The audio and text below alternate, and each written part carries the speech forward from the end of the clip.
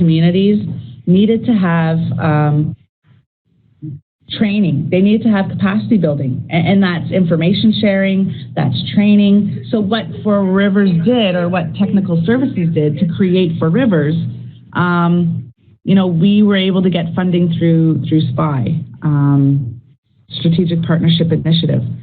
And what ended up happening was, through all of our projects that we do with community, we have different breakdowns of funding. So, for instance, if we're doing avian species or Aboriginal Fund for Species at Risk, if we're doing species at risk in, say, Niskandaga or Yabantung, we have a plan and a project ready for, AFSAR funding. AFSAR funding is the funder for these specific projects for outreach and capacity building in communities for species at risk. So again, we have something else for, say, MNDM. We have funding through MNDM, and we have a person in our department that, is Peter Moses, who goes to communities to discuss and talk about and address any concerns or issues, questions about mining. And he also provides Mining 101 workshops in the communities.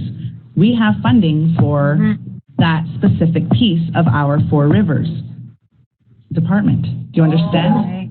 Yeah, for sure. Okay, so yeah. But usually in your funding proposals, it'll ask, is there another proponent or funder that is involved? Like sometimes there's a joint proposal that you could submit. It all depends again on the type of project and who you're applying for funding from. Right. Okay. And they'll give you guidelines though, usually on those proposals? Absolutely.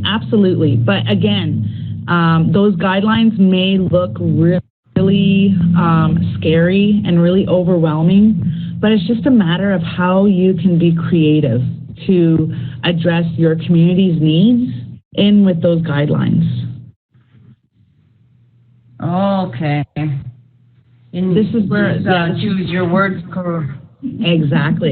Exactly. That's what I mean by we need to learn how to sometimes manipulate, our projects or manipulate the agreements to meet our project's needs, and vice versa. Right. Sometimes we have to, add in this, and this to our projects in order to receive this funding where it's a required guideline. Right. Makes sense. Yeah. But is there like funding through if you say somebody really likes that project idea, and then you've got a private like a I can't even say it, philanthropist. Yeah, and they say, okay, I'll put 5,000 into that project. It sounds like a good project. Do you have to report that and all that stuff too? In-kind contributions. Pardon, sorry? In-kind contributions. Yeah, you do. Oh, that's what in-kind. Okay. I didn't know what they were called, in-kind contributions. Yeah. Okay. Because then that gives them the option to, say how much they're going to be able to give you based on what you've presented in your plan, right? Your budget, your initial budget. You're going to include that into your initial budget. How do funders see that though? Do they see that as, okay, well, she was able to raise $5,000, you know what I mean? Does that look good on your proposal, or does it say, okay, well, she don't need that much money, you know what I mean? Does it? Yeah, that's what they say. That is exactly what they say. Unfortunately, they're not going to give money if they see it's not a need. You know what I mean? That is what it is. Usually they do. So sometimes yeah, you do. You have to include that. Usually you have to include that, especially if it's a ministry or if it's government that you're getting funding from. They're going to want to see how much you have already in place. And I'm not a finance guru by any means, so I don't know. You'd probably want to talk to your own finance people and how you can blanket it. And by blanket it, I mean, like, how can you, be sneaky? I usually talk to Neil Miller here, and Neil really, he's really good for, guiding us in what we need to do. Okay, I might just call Neil Miller. Well, I wrote that one down. The other thing is, though, that's something you want to have in your setup. Make sure you got a finance person in your setup with your, with your project, developing your project team. Yes. Or making sure that you can use the resources of your current finance administrator there at the band office. Oh, I see. Okay. Do you know what I mean? Because usually what happens, they'll end up, it'll cost you like an admin overhead. It'll be in your admin overhead, and they'll charge you, say, yeah, we'll help you out financially, or, do your accounting stuff and help, guide you in that sense for a percentage, and usually you always put like a 4%. Or 2%, whatever it is that, usually there is a percentage that's generally a custom for your community in your office, in your finance department. Okay, that's good, because I was wondering how they did that. Like, yeah, even like through partnerships and stuff like that. I think for us it's 10%. Wow. Usually it's 10% for us.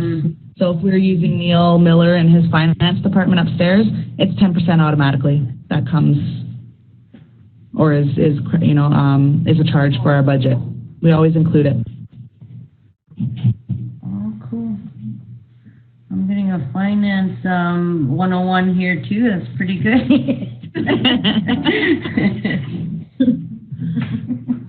Okay, so what I can do, if you'd like, I can, I don't know if you have access to the document.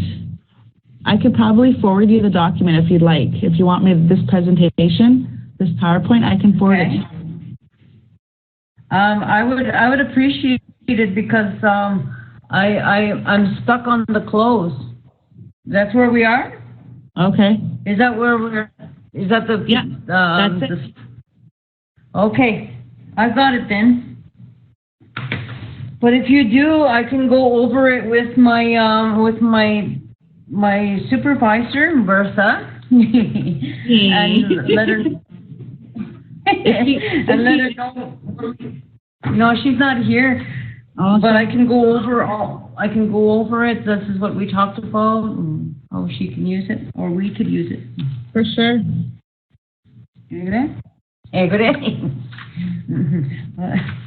Okay. And is there any way I can get the part 1 of these webinars series? Yes, I do believe that Jennifer had emailed you, or in response to that she was going to be able to email the webinar presentation, and actually you were able to, she can send you the link to those old webinars and you can review them. Link on old, okay. Yeah, she'll send it to you if she hasn't already. She might have, you know what I mean? We have conversations like 14 and 8, and it might be in there already. I'll have to review them again. Okay. On old webinars. Okay, thank you so much. You're welcome. You have yourself a good rest of your day. You too. Enjoy your weekend. I probably won't talk to you until next week. Okay, take it easy.